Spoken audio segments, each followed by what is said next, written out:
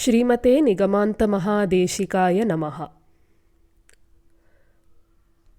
Srimad Bhagavatam or Bhagavata Mahapuranam is presented as a conversation between Shuka Brahmam, the son of Vedavyasa, and Parikshit, the son of Abhimanyu and grandson of Arjuna.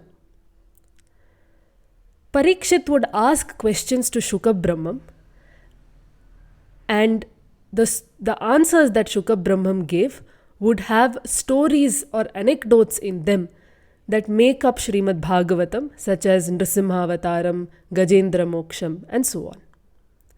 Likewise, at the beginning of Sri Krishnavataram, Parikshit asks Shuka Brahmam a question.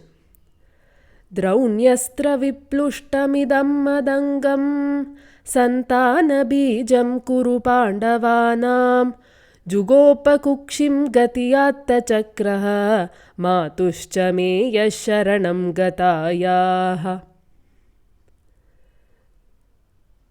O Shuka Brahmam, I want to know what happened when I was in the womb of my mother Uttara.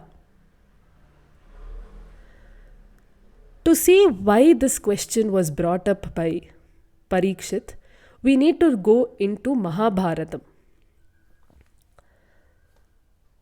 Yudhishthira uttered the words Ashwathama Hataha Kunjaraha on the battlefield of Kurukshetra.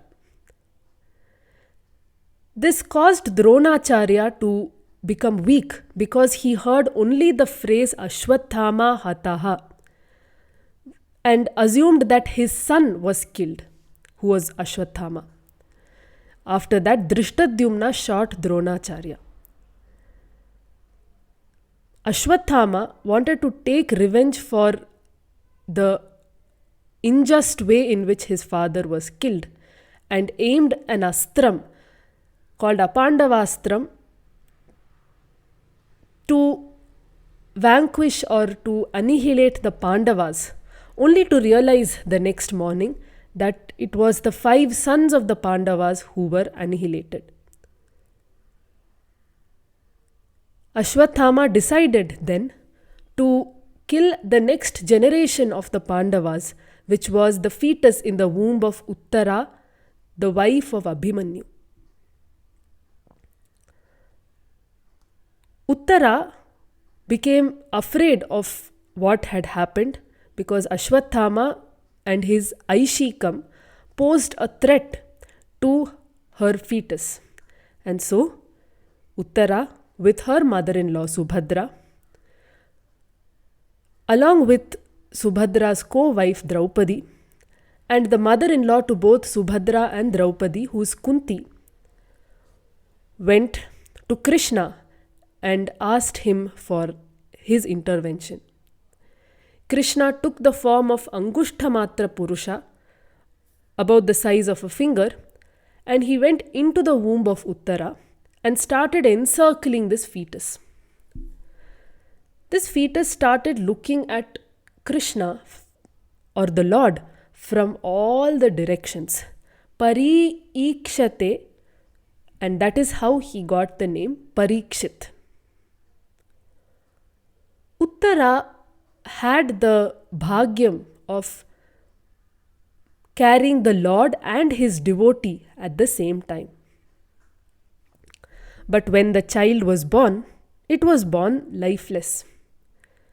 An ashariri vak, or a voice without a form, was heard, which said, a person who has never uttered a lie in his life, a person who is a Naishtika Brahmachari, a staunch celibate, if such a person touches this child, it will survive.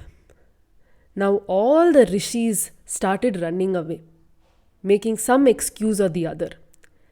They did not want to hold the child and then have the child not survive, because that would be a question on their credibility. Ultimately, the only person who was left was Krishna. Krishna said, if I am a Naishtika Brahmachari, if I speak the truth only, may this child survive.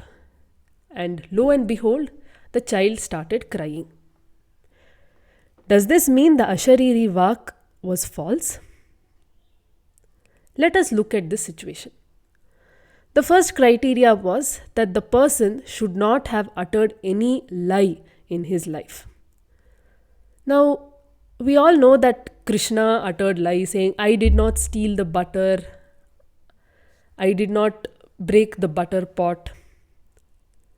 Andal, the mystic saint poet, one of the Alvars, says, Yela poigal uraipan.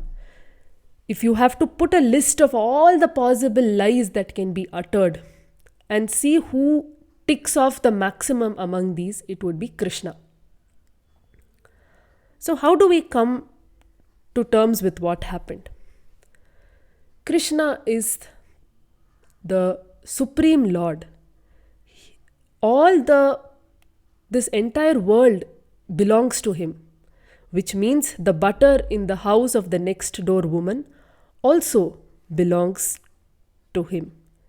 So he's just taking away something that belongs to him, which is not necessarily stealing. So how can he be lying? The second criteria. The person should be a staunch celibate. You might think there is no way to justify this. Krishna had 16,108 wives. Remember that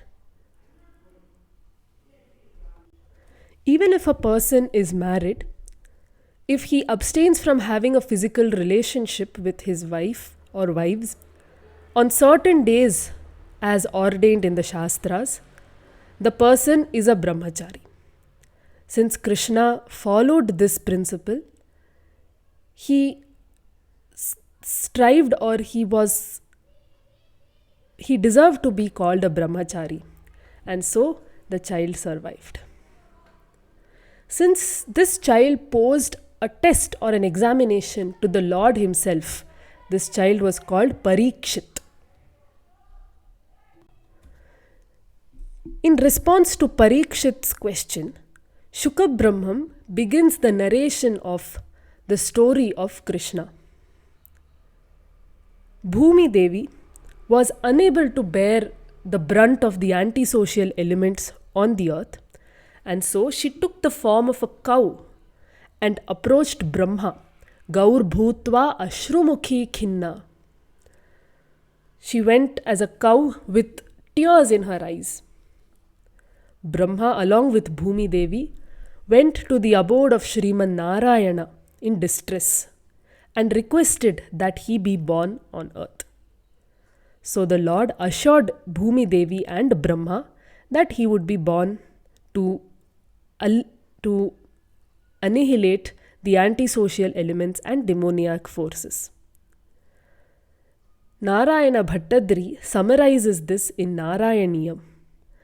Sandranandatano hare nanupura daivasure sangare tvatkritta api karma sheshavashato yetena yata gatim tesham bhutala janmanam diti bhuvam bharena durardita bhumif prapa virinchamashrita padam devaif puraiva gataihi. So, Sriman Narayana is going to be born on earth.